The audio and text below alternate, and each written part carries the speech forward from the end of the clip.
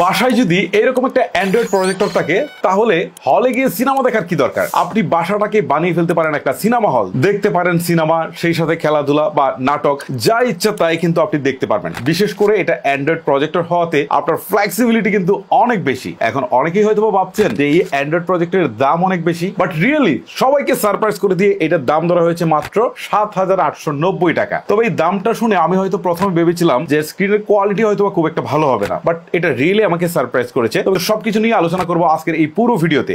এক নজরে দেখে নিই যে এর বক্স কন্টেন্টে কি কি রয়েছে। আসলে বক্স কন্টেন্টে তেমন কিছুই নেই। এখানে একটা রিমোট রয়েছে, খুবই সাদামাটা। প্রয়োজনীয় স্পোর্টস এন্ড বাটন গুলো রয়েছে, খুবই সাদামাটা একটা রিমোট। তারপরে হচ্ছে একটা পাওয়ার কেবল রয়েছে, আর প্রজেক্টরটা ছাড়া তেমন কিছুই নেই উল্লেখযোগ্য। প্রথমেই আমরা এই প্রজেক্টরটার ডিজাইন এন্ড বিল্ড কোয়ালিটির দিকে একটু নজর দিই।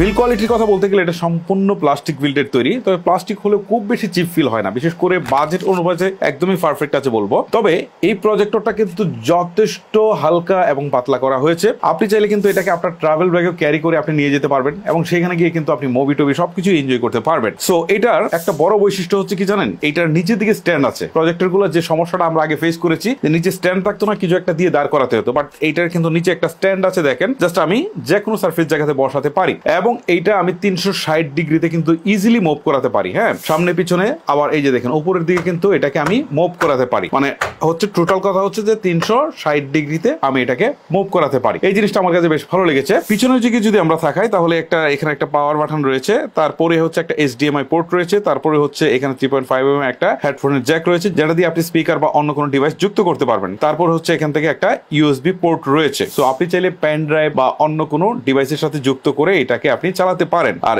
HDMI পোর্ট থাকার কারণে আপনি কিন্তু আপনার মনিটরের সঙ্গে খুব সহজে এটাকে কানেক্ট করতে পারেন। এছাড়া স্পোর্টস এন্ড বাটনের ক্ষেত্রে এখানে আর তেমন কিছুই নেই। আর সামনের দিকে লেন্সের এই জায়গাটাকে ঘুরিয়ে আপনার স্ক্রিনটাকে জাস্ট অ্যাডজাস্ট করে নিতে পারেন, খুবই ইজি। এখানে আসলে জটিলতা বলতে তেমন কিছুই নেই।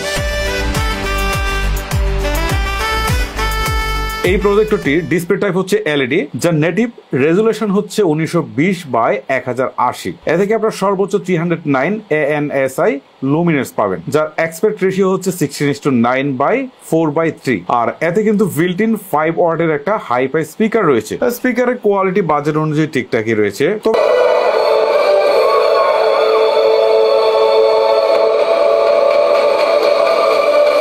মজার ব্যাপার কি জানেন, এই ডিসপ্লেটাতে আপনারা সর্বোচ্চ 150 ইঞ্চি ভিউ অ্যাঙ্গেল এক্সপিরিয়েন্স করতে পারবেন। সো আমি দেখলাম যে বেশ বিশাল একটা ডিসপ্লে এবং এটার রেজুলেশন যেটা আছে সে অনুযায়ী কিন্তু বেশ ভালো লাগছে। মানে এখানে ফেটে যাচ্ছে বা হচ্ছে রেজুলেশন ঘাটতি হচ্ছে সেরকম কিছু না। আমার কাছে মনে হয়েছে যে এই বাজেটের মধ্যে আমরা একটা বেস্ট একটা স্ক্রিন কিন্তু আমরা পাচ্ছি। কানেক্টিভিটির ক্ষেত্রে কিন্তু এই প্রজেক্টরের ডুয়েল ব্র্যান্ডের ওয়াইফাই সাপোর্ট রয়েছে। আমি একটা জিনিস খেয়াল করে দেখলাম যে রাউটারটা যদি ডুয়েল ব্র্যান্ডের হয় আর যদি 5G কানেক্টেড করা যায় আর যদি এখানে ব্র্যান্ডই তো ভালো পাওয়া যায়, তাহলে কিন্তু লাইভ স্পোর্টস বা খেলাগুলো কিন্তু দেখা যায় একদম ল্যাগ ফ্রি ভাবে। এটা কিন্তু একটা ভালো জিনিস। যেহেতু এটা একটা অ্যান্ড্রয়েড প্রজেক্টর, সো এখানে কিন্তু আপনারা অ্যাপস ইনস্টল করে চালাতে পারবেন। 4000-এর বেশি অ্যাপ, তার মধ্যে হচ্ছে নেটফ্লিক্স, ইউটিউব বা ইউটিউব প্রিমিয়াম, এই টাইপের অ্যাপস গুলো কিন্তু আপনারা প্লে করতে পারবেন। সো জিনিসটা কিন্তু আমার কাছে দারুণ লেগেছে। এই প্রজেক্টরটাকে ঠান্ডা রাখার জন্য যে কুলিং সিস্টেমটা ব্যবহার করা হয়েছে, সো কানেক্টিভিটির জন্য এতে কিন্তু আপনার ব্লুটুথ ইউজ করতে পারবেন। এই প্রজেক্টরে প্রসেসর হিসেবে ব্যবহার করা হয়েছে quad core ARM Cortex A53, আর জিপি হিসেবে এতে ব্যবহার করা হয়েছে Mali G31। ইন্টারেস্টিং ব্যাপার হচ্ছে এই প্রজেক্টরে আপনারা 2GB র্যাম পাবেন এবং 16GB রম পাবেন।